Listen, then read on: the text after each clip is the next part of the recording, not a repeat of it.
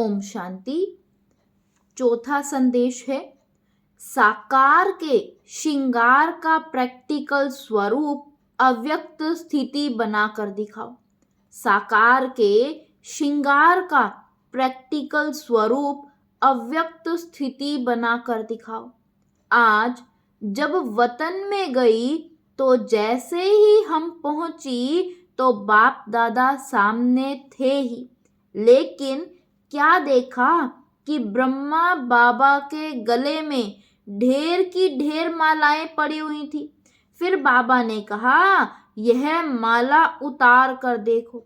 माला उतारी तो कोई बड़ी माला थी तो कोई छोटी। हमने कहा, बाबा इसका रहस्य क्या है?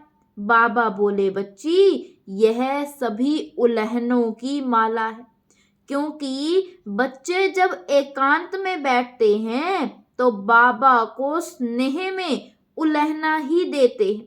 हर एक बच्चे ने बाबा को उल्हनों की माला जरूर पहनाई है। बाबा ने कहा, बच्चों को ड्रामा भले याद है, लेकिन प्यारे ते प्यारी चीज तो जरूर है। तो अचानक ड्रामा को वंडरफुल देख हर एक बच्चा दिल ही दिल में उल्हना देते रहते हैं। यूं तो ज्ञान बच्चों को है, लेकिन ज्ञान के साथ प्रेम या स्नेह भी है, इसलिए इन उल्हनों को गलत नहीं कहेंगे। फिर हमने पूछा, बाबा आपने इसका रेस्पॉन्स क्या दिया? तो बाबा बोले, जैसा बच्चा वैसा रेस्पॉन्स। बाबा ने कहा, मैं भी रेस्पॉन्स में बच्चों को उल्हनों की ही माला पहनाता हूँ। वह कौन सी? फिर बाबा ने सुनाया, जो बाप की आश बच्चों में थी वह साकार रूप में भी बाप को नहीं दिखलाई, अब अव्यक्त रूप में दिखलानी है। बाबा ने कहा, यह उल्हना भी मीठी रूह रिहान है, यह भी एक खेल पाल बच्चों का है।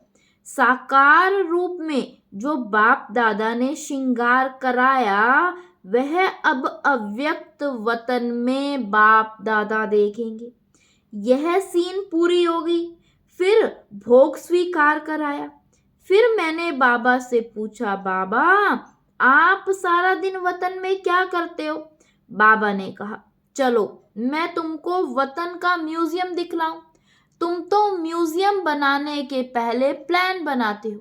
बाबा का म्यूजियम तो 1 सेकंड में तैयार हो जाता है। फिर क्या देखा, एक बहुत बड़ा हॉल था।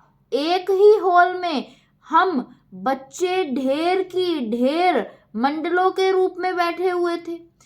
हमने कहा, बाबा यह तो हम भी म्यूजियम में खड़े हैं। बाबा ने कहा, बच्ची बाबा का म्यूजियम यही है।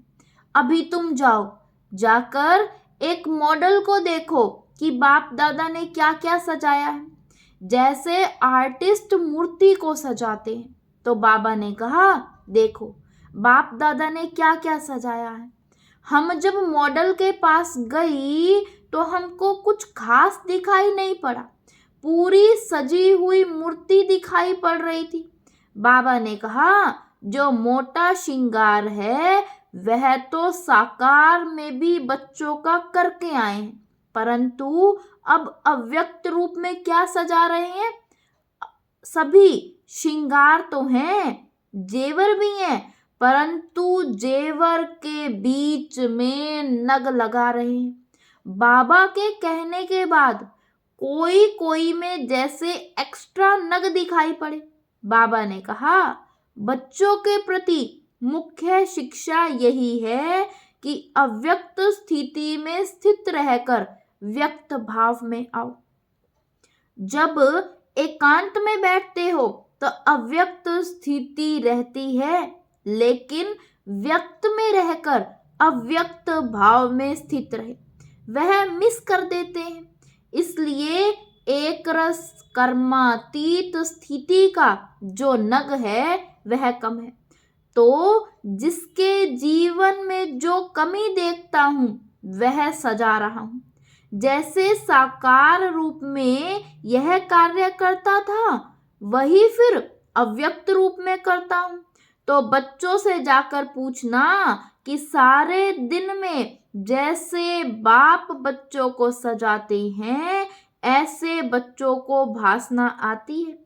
उस टाइम जो योग युक्त बच्चे होंगे उनको भासना आएगी कि बाबा अब मेरे से बात कर रहे हैं, सजा रहे हैं।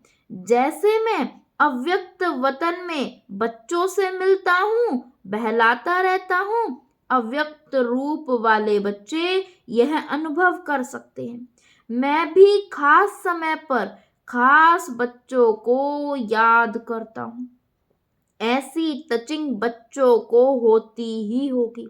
मैंने कहा बाबा आप सभी को अव्यक्त वतन में क्यों नहीं बुला लेते, यहाँ भी बड़ा सेंटर खोल दो।